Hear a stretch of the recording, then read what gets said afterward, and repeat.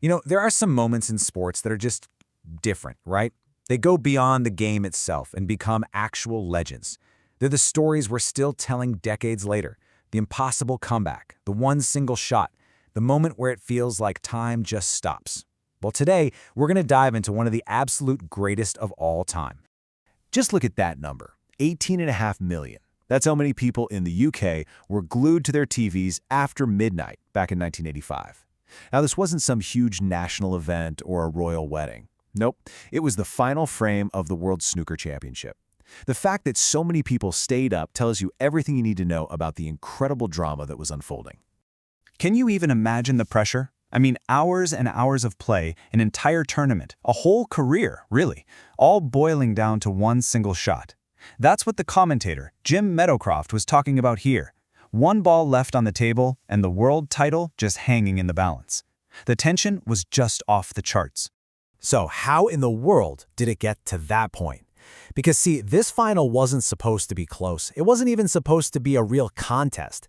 To really understand the magic in the absolute insanity of that final black ball, we gotta rewind and see just how much of a mismatch this whole thing was supposed to be. Okay, so let's start with the champion. This is Steve Davis, aka the Nugget.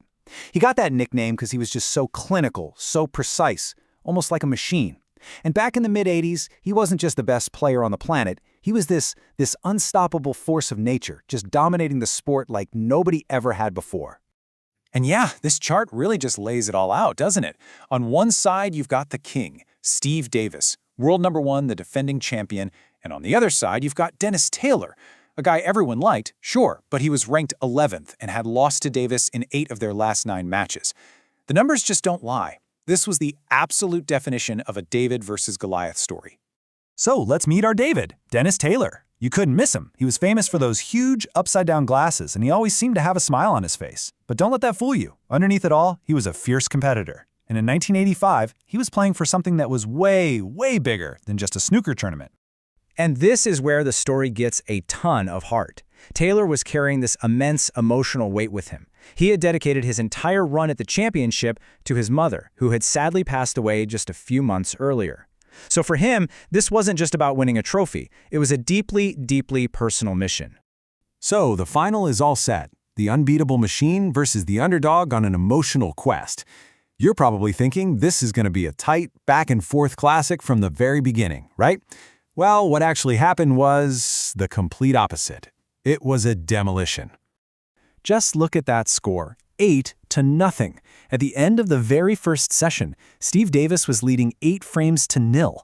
He hadn't just beaten Taylor, he'd completely whitewashed him. It was a crushing lead. I mean, for all intents and purposes, the match was already over.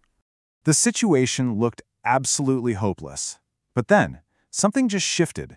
Bit by bit, frame by grueling frame, Taylor started to fight back. He slowly clawed his way from 8-0 down to 9-7, and then he managed to pull it all the way back to 11-11.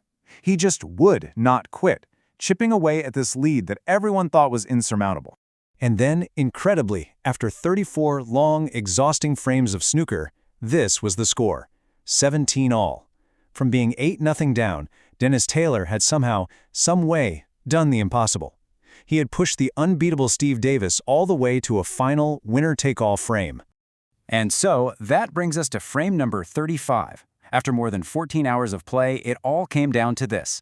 One single frame to decide who would be world champion.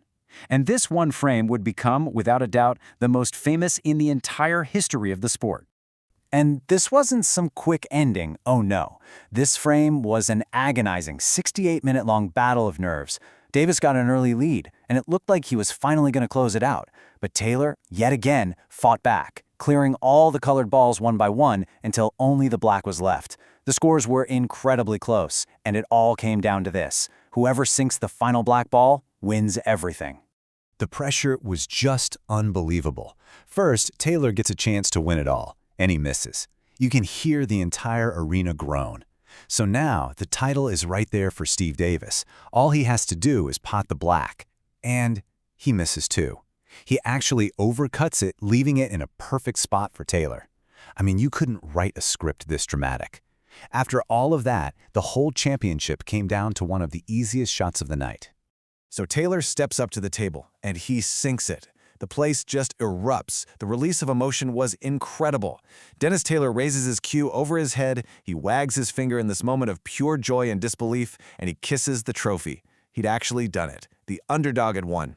It's a moment that's just burned into the memory of sports history. So, why are we still talking about this one snooker match all these years later?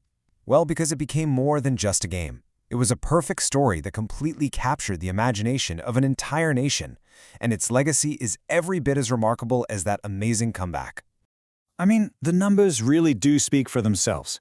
That record viewership, the fact that it was the longest final ever, and it's always voted as one of the greatest sporting moments of all time. This one match turned snooker into a primetime television event, and it made Dennis Taylor an unlikely national hero overnight. And what about Steve Davis? You know, his reaction is a huge part of what makes this story so legendary. After the match, an interviewer asked him how he felt, and he just delivered this iconic, deadpan line. It was all there in black and white. What a perfect, gracious, and witty response in defeat. It just showed incredible sportsmanship and really added to the magic of the moment. The 1985 Black Ball Final, it just had everything. A dominant champion, a lovable underdog with a really powerful story, a comeback that should have been impossible, and a climax so tense it became a national event. It's one of those moments that just reminds you why we love sports, for that pure, unscripted human drama. And it really makes me wonder, what's the greatest sporting moment you've ever seen?